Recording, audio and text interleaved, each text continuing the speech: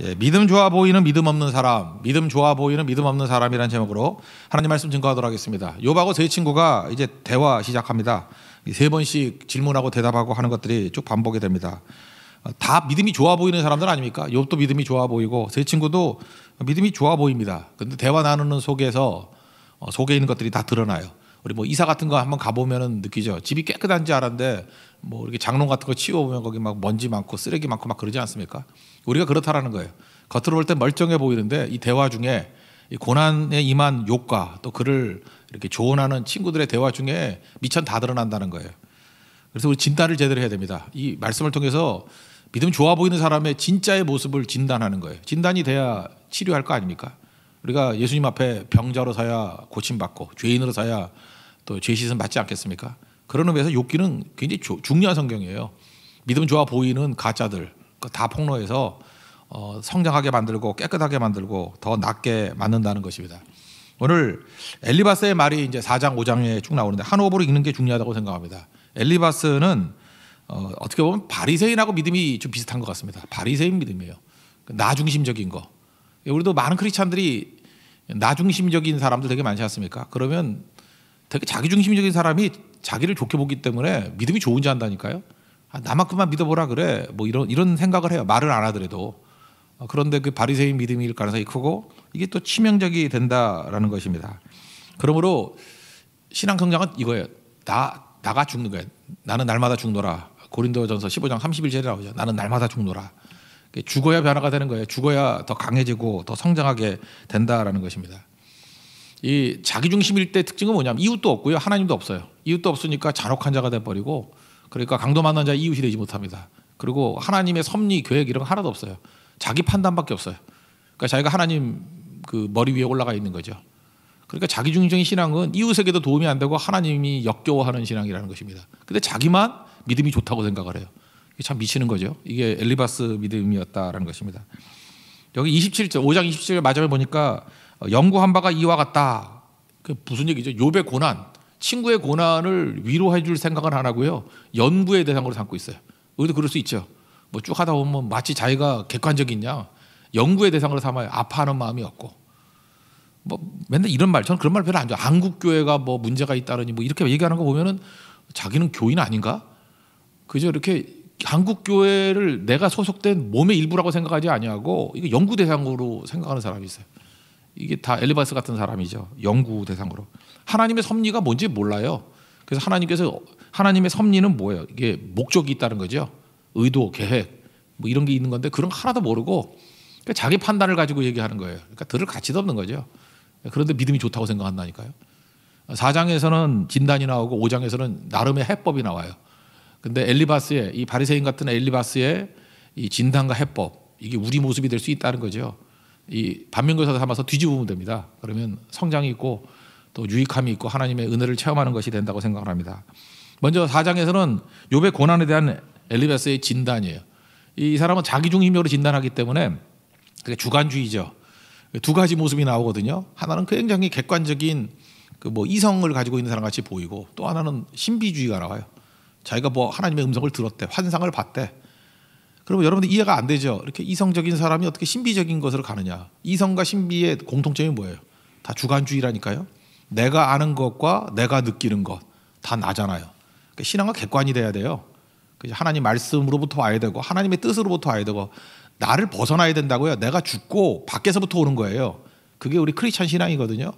근데 엘리바스는 주관주의잖아요. 내가 판단하고 내가 느끼고.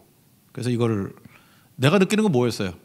그 마귀밖에 모르는 건데 잘난 척하고 있죠. 인과응보.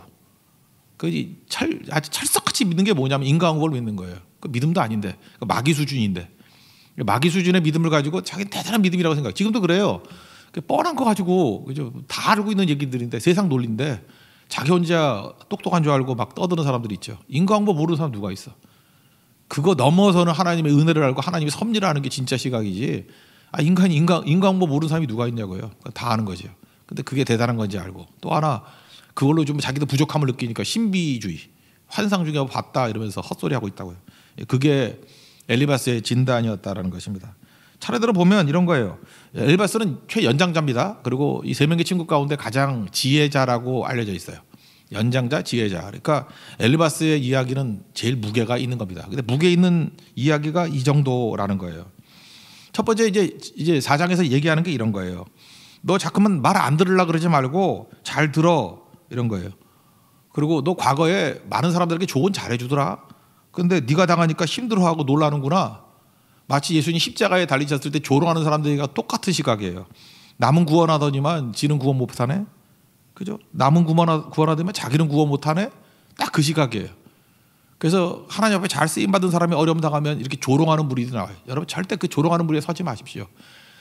죽어요, 죽어. 하나님 앞에 맞아도 박살나요. 그러니까 뭐 이렇게 이기고 있을 때 조롱할 마음이 생기죠. 복수할 마음이 생기죠. 그거 하면 안 된다니까요. 그거 죽어요. 옆에도 가지 말아요. 그런데 엘리바스가 좀 이런 조롱투잖아요. 그죠? 남에게 조언 잘하더니만 넌 뭐야? 남은 구원하였을 때 자기는 구원하지 못하는구나. 이럴 때는요, 자기가 준비가 안 돼 있을 때는 입 다물고 있는 게 좋습니다. 그러지 않으면 잔인한 모습이 된다는 거예요. 엘리바스의 말투가 그런 겁니다. 1절부터 5절까지 한번 읽겠습니다. 시작. 대만 사람 엘리바스가 대답하여 이르되 누가 내게 말하면 내가 실증을 내겠느냐? 누가 참고 말하지 아니하겠느냐? 보라, 전에 내가 여러 사람을 훈계하였고 손이 늘어진 자를 강하게 하였고 넘어진 자들을 말로 붙들어 주었고 무릎이 약한 자를 강하게 하였거늘 이제 이 일이 내게 이름에 내가 힘들어하고 이 일이 내게 닥침에 내가 놀라는구나. 그래서 약간은 이제 조롱하는 듯이 얘기를 하는 거예요.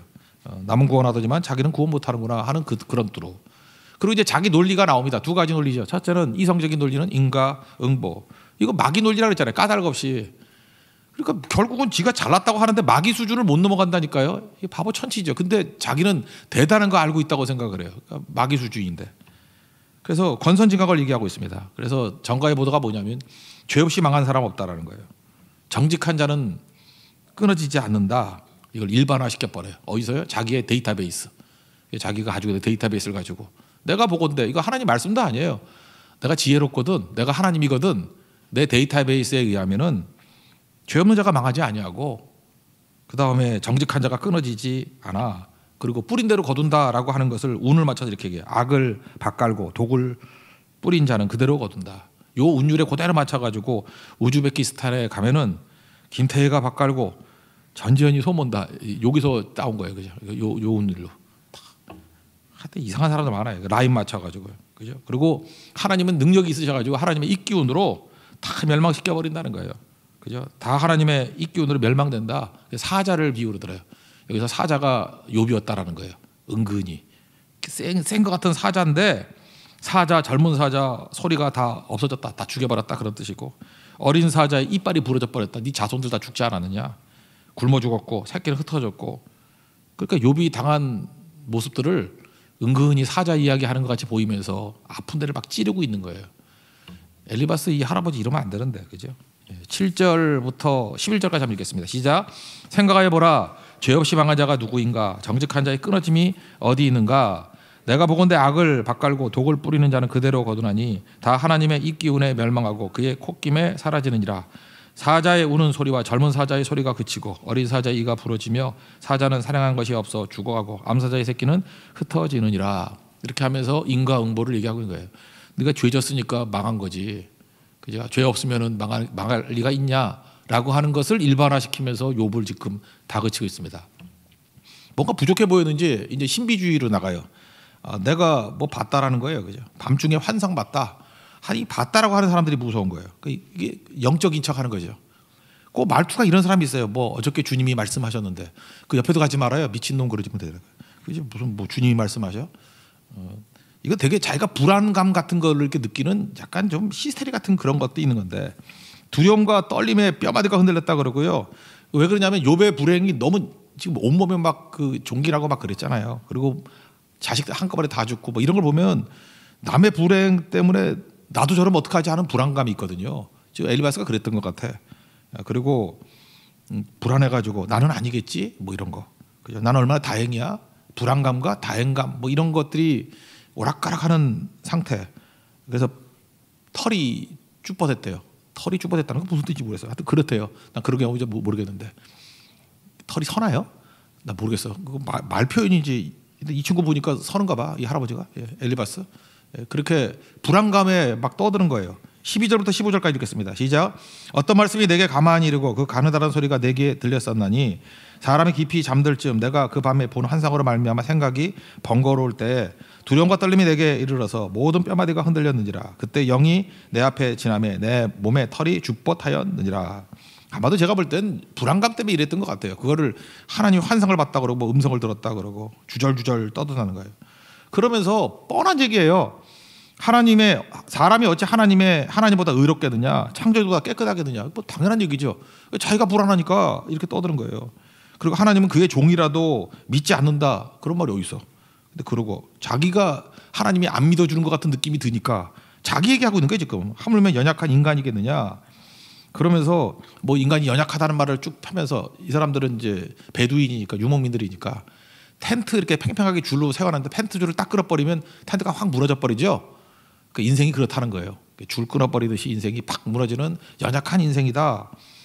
이게 뻔한 얘기를 하고 있어요. 17절부터 21절까지 읽겠습니다. 시작. 사람이 어찌 하나님보다 의롭겠느냐, 사람이 어찌 그 창조하신 이보다 깨끗하겠느냐.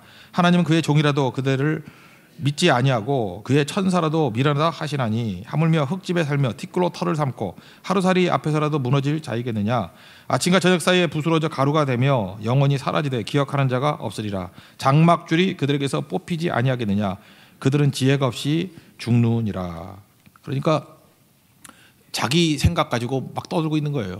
근데 두 가지가 없죠. 욥에 대한 고난은 안중에도 없어요. 욥이 얼마나 아파할까 이건 생각이 없고, 또 하나 말씀이 없어요.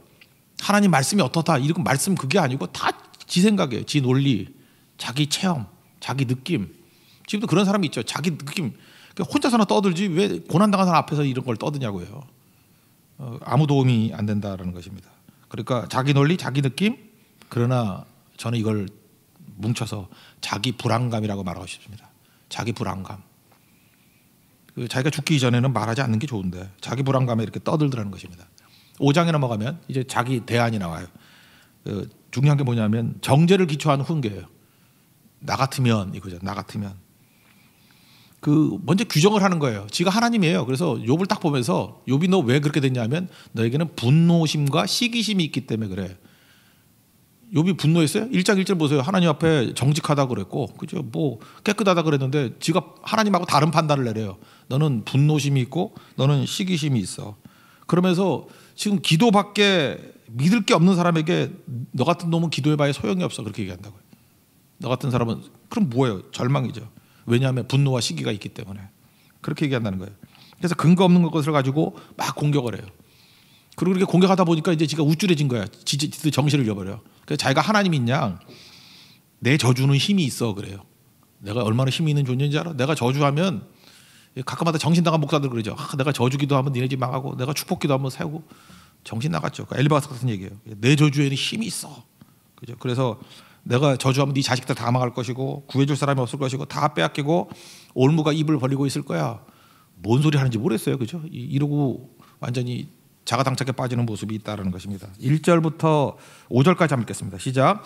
너는 부르짖어 보라. 내게 응답할 자가 있겠느냐. 거룩한 자 중에 내가 누구에게로 향하겠느냐. 분노가 미련한 자를 죽이고 시기가 어리석은 자를 멸하느니라. 내가 미련한 자가 뿌리 내리는 것을 보고 그의 집을 당장에 저주하였노라. 그의 자식들은 구원에서 멀고 성문에서 억눌리나 구하는 자가 없으며 그가 추수한 것은 줄인 자가 먹되 덫에 걸린 것도 빼앗으며 올무가 그의 재산을 향하여 입을 벌리느니라. 지가 말하다 보니까 자기가 하나님인 양 이러고 있다라는 것입니다. 심판을 선고하고 있어요. 이게 말이 안 되는 거죠. 그 다음에 이제 계속해서 얘기하는 거예요. 이제 자기가 하나님이에요. 엘리바스의 하나님. 엘리바스 자체가 하나님이에요. 나라면 하면서 기도하겠다. 하나님께 의탁하겠다.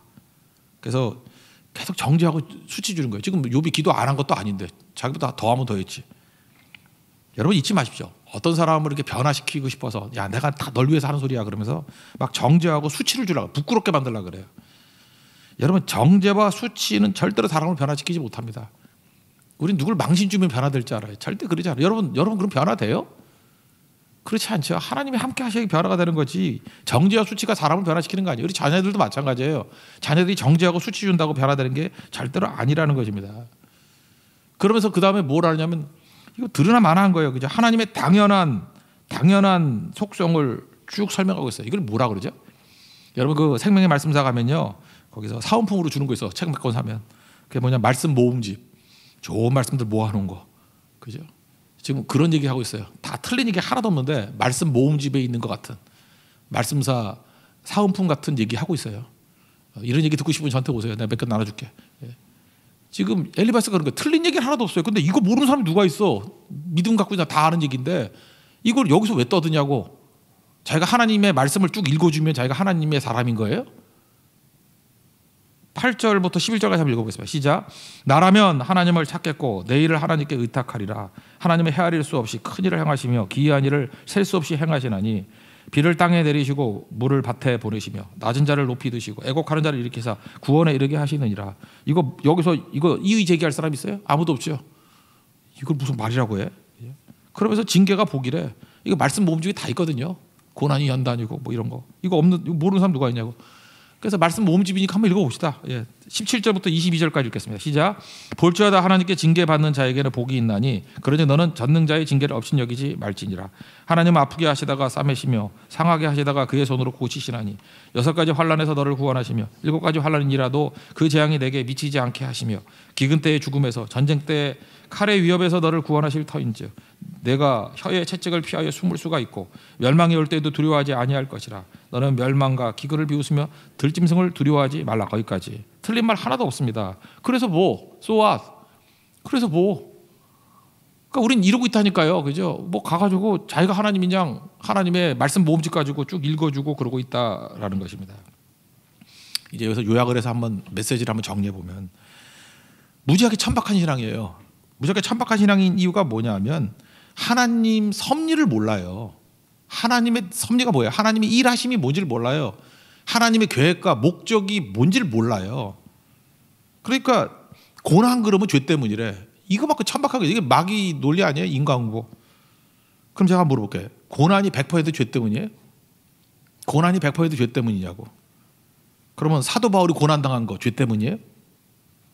왜 뭐 강의 위험, 바다의 위험, 동족의 위험 뭐 하면서 뭐 40이 하나 가만매를 5번 터지고 죄를 얼마나 져서? 그게 죄 때문이에요? 하나님의 섭리죠. 섭리 가운데 뜻을 이루기 위한 과정이었죠. 그렇다고 그러면 스데반이 순교당한 거 죄 때문이에요? 스데반은 죄 얘기 한마디도 안 나오는데 하나님의 섭리의 손길을 모르는 거죠. 이게. 그러니까 이건 해석이 안 되는 거야. 그다음에 예레미야 얼마나 많은 고난을 당했어요. 시드기야 왕 때. 그 뭐 얼마나 고생 많이 하고 구덩이에 갇히기도 하고 죄 때문이에요? 뭐 이건 내가 볼 때 뭐 세상에 돌아가는 거에 한 80%는 이해도 못하는 거예요. 그러니까 천박한 신앙입니다. 인과응보 이거는 마귀적인 수준이 아니라 이건 아무것도 몰라. 1차원적인 천박한 신앙이 될 수밖에 없다. 영적인 싸움이 뭔지를 몰라요. 하나님의 섭리가 뭔지를 몰라요. 목적, 의도, 계획, 사명이 뭔지를 모르는 거라고요. 한번 보세요. 제가 어렸을 때까지만 해도 그 한국 교회는 좀 고난이 많았던 것 같아요. 저는 부흥 이전을 봤으니까. 그때는 교회 가면 맨날 그 십자가 설교하고 이렇게 밝은 노래가 없었어요. 다 노래 부르다 보면 그 멜로디 때문에 나도 모르게 눈물이 나고, 그리고 소원이 뭐냐 그러면 순교였어요. 한 10명한테 물어보면 5명은 순교였어.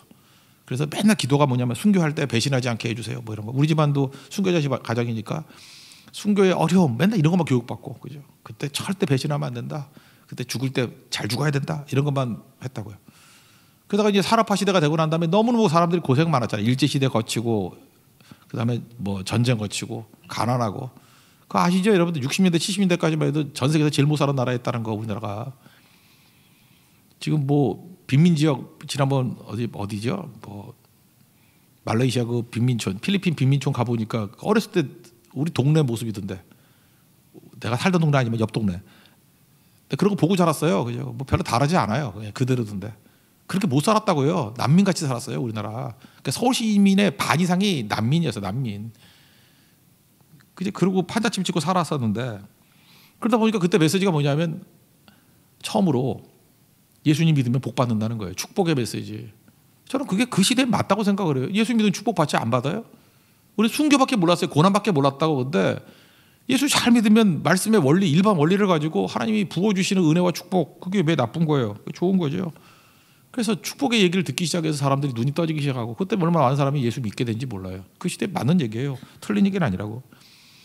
요한 3서를 보면요, 그 복음 증거하는 사람 잘 도와주라 그런 메시지인데 어떤 목사님은 그 본질은 싹 잊어버리고 인사말을 가지고 설교를 했어요. 삼박자 복음이라고. 사랑하는 자여 내 영혼이 잘된 같이 영이 잘 되고 범사에 잘 되고 뭐 하는 일 다 잘 되고 강건하기를 원한다. 육체적인 병 많았으니까 병 낫기도 원한다. 영도 잘 되고 육체도 잘 되고 병도 다 낫고. 그래서 내가 볼 때 기발해요, 기발해. 그죠? 본문의 내용과는 아무 관계없이 인사말에서 뽑아가지고 뭐 이런 거. 얼마 전까지만 해도 뭐 그런 거 있잖아요. 야베스의 기도, 그것도 뭐 온갖 좋은 것들. 제가 볼 때 그거 나름대로 의미가 있다니까. 그게 틀린 얘기는 아니잖아요. 하나님께서 우리가 복 주시는 게 맞잖아요. 은혜 주시는 게 맞잖아요. 근데 거기 머무르니까 문제가 되는 거죠. 그 다음에 뭡니까? 환란이 하는 일이 뭐예요?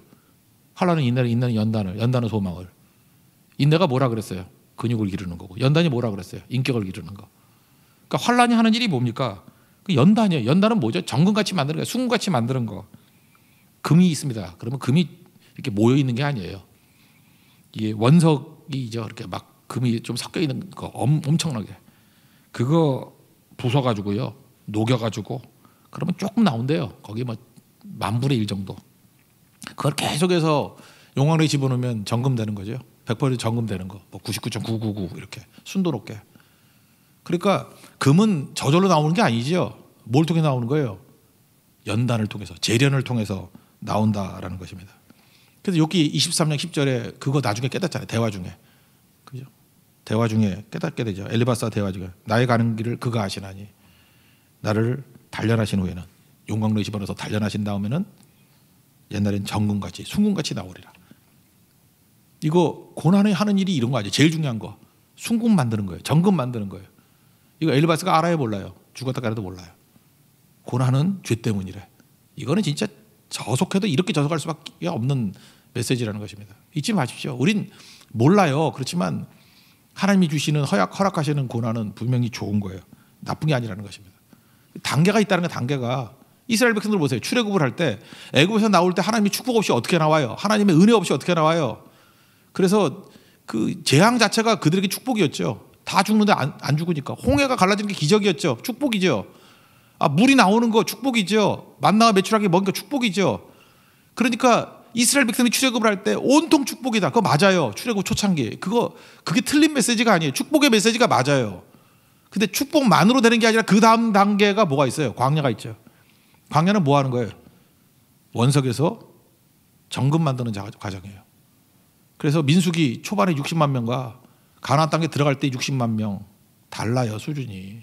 여기 원석 덩어리 60만 명이라 그러면 여기는 순금 덩어리 60만 명이에요. 그러니까 하나님께서 여러분들 뭐 잡석이 섞여 있는 그런 걸로 놔두길 원하시겠어요? 그러니까 신앙이라는 게 뭐예요? 틀렸다는 얘기가 아니에요. 이건 대적할 문제가 아니라니까요. 출애굽의 초창기 때는 기적을 통한 축복을 통해서 인도하신 거고 그 다음에는 연단을 통해서 정금같이 만드시기를 원하는 인도하심이 있다. 그게 복음이죠. 그 다음 가나안 땅에 들어가서 뭐예요? 거기 정복한다는 얘기가 뭐겠어요? 또 다른 사람들을 구원시키는 선교 사명이다. 이게 신앙의 단계들이죠. 이걸 다 볼 수 있는 게 바로 무엇입니까? 그게 하나님의 시각이잖아요. 그러니까 그 다음에 고난이 오거나 실패가 오거나 그거를 1대1로 왜 나한테 고난이 오지? 실패가 오지? 이렇게 보지 아니하고 뭐라고 생각하는 거예요? 내 평생의 삶을 이끌어 가신 하나님의 인도하신 과정 속에서 이게 필요한 때구나라고 하는 건 느끼는 거죠. 오히려 고난과 이유 없는 고난과 세상의 실패 속에서 내가 이겨나가는 모습을 보면서 야, 이렇게 해서 내가 정금되어 가는구나 라고 하는 것을 깨닫게 되는 과정이라는 것입니다. 엘리바스는 이거 절대 몰라요.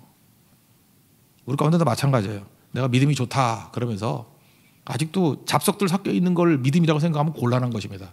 여러분 노력할 필요도 없어요. 하나님께서 여러분 사랑하시기 때문에 알아서 이렇게 과정 가운데 이끌어 가신다고요. 홍해를 가를 때 나는 고난이야. 나는 홍해를 안 가. 나는 물에서 수영해 갈 거야. 그러면 그 돼질놈이야. 그건 아니고 하나님 축복해서 길을 열어주시면 가는 거고요. 그죠? 물을 주시면 먹어야 되는 거고요. 기적을 행하시면. 그러나 아말렉이 와서 전투하라 그러면 나가서 싸우는 거죠. 그냥 엎드려가지고 하나님이 기적적으로 다 태워 죽여주세요. 그게 아니고 그게 신앙이라는 거예요. 우리가 욥기를 통해서 엘리바스의 이 천박한 신앙 이게 우리일 수 있다라는 거예요. 그냥 머릿속으로만 믿고 그냥 좋은 게 좋은 거야. 그리고 마귀 논리에 빠져가지고 기껏해야 뭐 죄가 있으니까 인간응보 그거밖에 모르고 그 다음에 조금 더 삶이 좀 부족하니까 신비에 빠져가지고 맨날 덜덜덜 떨면서 뭐 봤다 그러고 뭐 들었다 그러고 들어보면 유치 찬란한 그런 얘기를 하고 있고 싸움 현장에 나가지도 않고 맨날 부들부들 떨고. 제가 얼마 전에 아티클 하나 읽었더니 그러더라고요. 우리 한국에 있는 젊은이들 청년 이게 창업하는 거 너무 두려워한대. 그리고 목회자들 같으면 창업에 해당되는 게 개척이잖아요. 개척도 두려워하고. 근데 외국이라는데 특별히 중국이대. 중국의 모델이 그렇대. 중국에는 똑똑한 애들은 다 창업하려고 하는데 70%가. 왜 내가 능력 있는데 남의 밑에 가서 일하냐. 창업하려고 하는데 실패를 두려워하지 않는 거죠. 그러니까 아마 거기서 산업화의 그 초창기이기 때문에 그런 것 같아요. 실패를 두려워하지 않을 때 막 성장하는 거거든요. 젊었을 때 실패하고 넘어지는 게 뭐 나쁜 거예요. 근데 우리도 과거에 30년 전에 일본 같이 돼버린 거예요. 일본이 안정화 그랬거든. 안정이 최고야. 그 이제 대기업이 좋은 거고 뭐 공무원이 좋은 거고 교사가 좋은 거고 맨날 이러다가 망했잖아요 지금 일본. 일본이 우리나라에게 추월당할 나라였어요. 근데 지금 거의 다 추월 다 돼버리잖아요. 왜 그래요? 안정 찾다가 망하는 거예요. 엘리바스 신앙이 그거예요. 지 논리에 빠져가지고 안정하다가 서서히 죽어버린 인생이 된다는 거예요. 신앙은 기백입니다. 신앙은 능력이에요. 실패도 두려워하지 않냐고, 고난도 두려워하지 않냐고. 왜요? 하나님께서 함께 하시고 하나님이 한 명까지 선우리심을 믿기 때문에 그렇다는 것입니다. 이 엘리바스의 신앙이 사실은 섬찟하죠. 이게 내 신앙이네. 이게 내 모습이네. 그럼 깨면 되는 거죠. 주와 함께 날아오르는. 그죠? 그래서 주께서 이끄시는 그 길 걸어가서 순금같이 나오는, 정금같이 나오는 신앙 되겠습니다라고 다짐하는 우리 축복된 종들 되기를 축원합니다. 자리에 일어나겠습니다. 주가 보이신 생명의 길을 찬양하겠습니다.